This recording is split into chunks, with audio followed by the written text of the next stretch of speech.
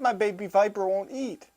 Having trouble getting a baby arboreal viper to eat? Now I'm not talking about Henry size, I'm talking about baby. Luckily, I have a solution for you, and all it requires is a lot of patience. So in this video, I'm going to go over some tips and tricks that I've used to get baby arboreal vipers that won't eat to eat on their own without force feeding, without assist feeding. Getting rid of all that nonsense. And it takes a lot of patience. I'm going to go over every aspect of it. Situations that I've run into and the solutions to those problems. So click like, click subscribe, and let's get to it. Now, since I don't have any clips of doing what I'm going to say, I'm just going to demonstrate on the shed. I'll insert clips of baby vipers eating. And the reason I'm talking about arboreal vipers and not terrestrial vipers is because arboreal vipers will bite and hold on to prey. Terrestrial vipers will generally bite and release. So it's a little difficult to use this technique. It does work, but it's not as successful as with the arboreal vipers. And another thing, the reason I bring up instead of force feeding or assist feeding, and what that is, if you don't know, is assist feeding is pinning the snake's head down, putting the food in the mouth, and then they start eating on their own from there.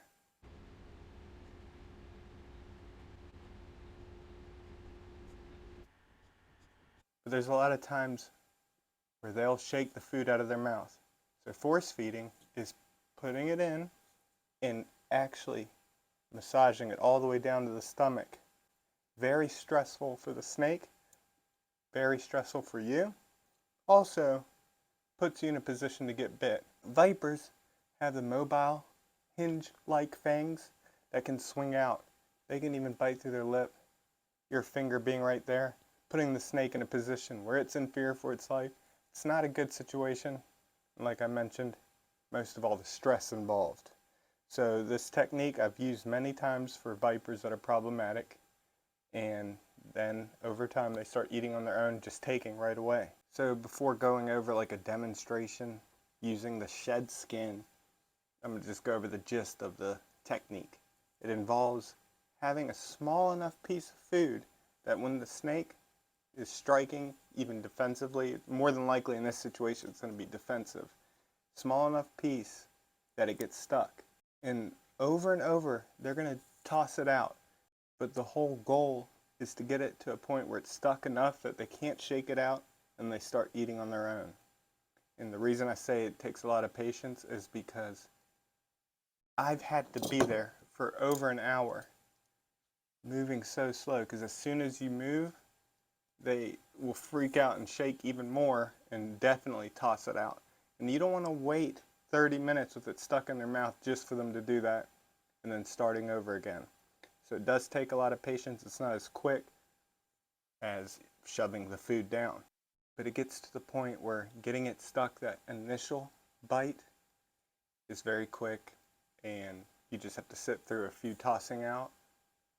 And from there, just being as still as possible. Over time, they start taking right away. And yeah, it's annoying, but it gets rid of all the stress involved with pinning the snake down, with having your fingers so close to the fangs, all that stuff. So look at how small this little baby bush viper is. A full-size, even pinky, very tiny mouse will not fit in the mouth.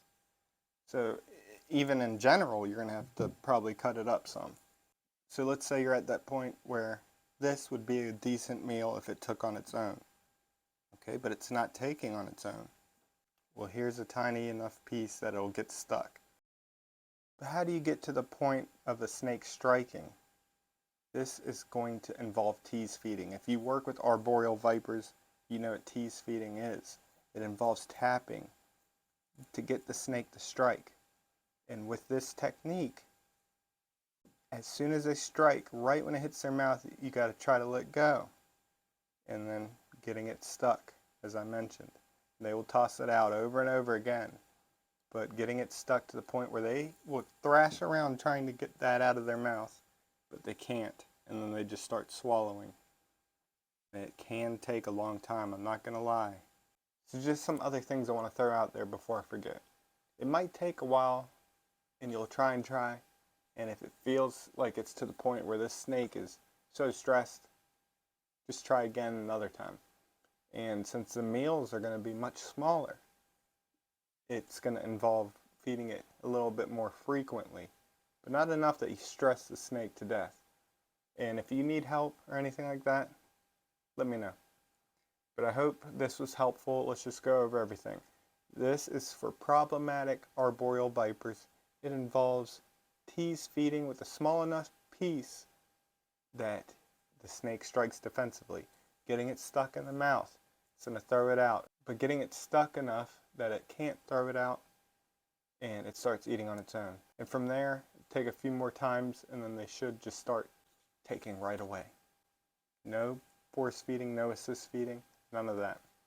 But yeah, hopefully this was helpful if you do have a problematic arboreal viper. And if you have a problematic terrestrial viper, you can try it too. But yeah, that's about it. Hope you learned something. Hope it was helpful. Click subscribe, click like. Big shout out to my channel members. If you'd like to support my channel, become a channel member, get early access to videos and exclusive content. Also want to give a shout out to my Patreon members. If you want to support me over there, you also get early access and exclusive content.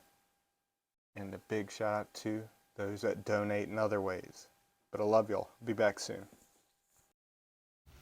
Although I thought I didn't have any examples of this, this pretty much shows what I described.